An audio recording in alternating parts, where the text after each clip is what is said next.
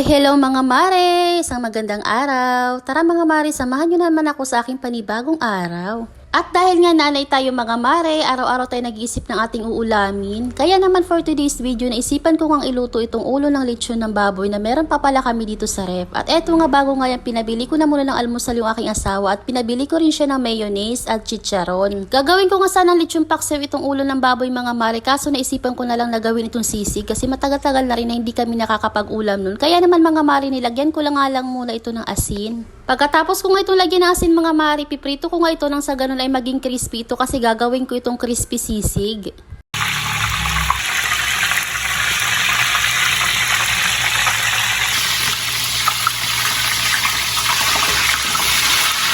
At habang nagpiprito nga ako mga mare, hinanda ko naman yung mga sangkap na kakailanganin ko tulad itong sibuyas, siling haba, siling green, daon ng sibuyas at kalamansi at siling pula. Requesting kasi ng aking asawa na gawin ko na nga lang daw itong sisig kaysa sa lechon paksiw. Kaya naman for today's video ay gagawin ko nga itong sisig mga mare. At ito na nga mga mare, matapos ko nga balatan yung mga samya ay hiniwa-hiwa ko na nga ito. Matagal-tagal na nga rin mga mare na hindi kami nakakapag-ulam itong sisig. Kaya naman ay nag-crave din talaga ako for today's video. Ito na nga mga mare, inuumpisan ko na nga hiwain din yung siling haba at siling pula. Nakadepende lang sa atin mga mare yung siling haba at siling pula kung gaano karami kasi tayo naman yung kakain. Ayan mga mare, ready ko na nga rin itong mga chicharon na pinabili ko. For 8 pesos lang yung isa niyan na maliit na sachet.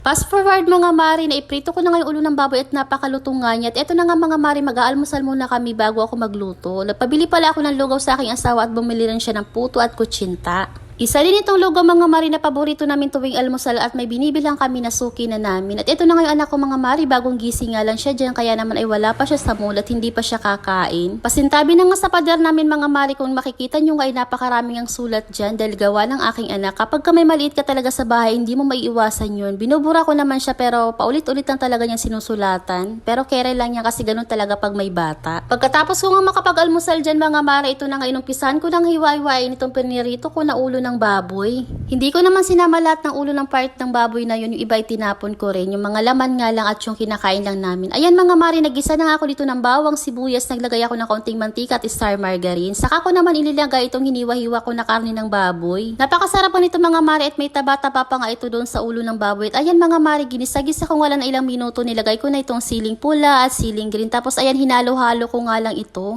Maglalagay din tayo dito mga mare ng paminta, kaunting asin at granules. Naglagay na nga rin ako dito na liquid seasoning, mga isang kutsara yan mga mare. Tapos ayan, hinalo-halo ko lang. Isa din kasi yan sa magpapasarap ito sa ating crispy sisig. Masarap ka din to mga mare kapag ka may atay daw ng manok or reno. Kaso ay hindi ako nakabili kaya okay na ito. Next ko naman inilagay mga mare yung dahon ng sibuyas, yung chicharon at yung mayonnaise. Itong mayonnaise mga mare, 80 ml lang yung ginamit ko. Tapos inubos ko na ngayon nasa sachet na yan. Napakasarap din talaga mga mare ng sisig kapag ka may mayonnaise. Kaya naman hindi talaga ito pwede mawala. At ito na nga yung lagi kong sinasabi mga mare, wag natin kakalimutan tikman ng ating mga niluluto. Nang sa ganun pwede pa tayo makapag-adjust. Luto na nga itong ating crispy sisig mga mare. Kaya naman ay hinango ko na nga ito at nagugutom na rin talaga ako. At napakasarap man ito mga mare, sana matry nyo rin. Naglagay na rin ako ng kalamansi dito mga mare at nag-add pa nga ako ng sibuyas na puti. Naglagay rin ako sa ibabaw nito ng siling green, tapos dahon ng sibuyas at itong siling pula at kalamansi ulit.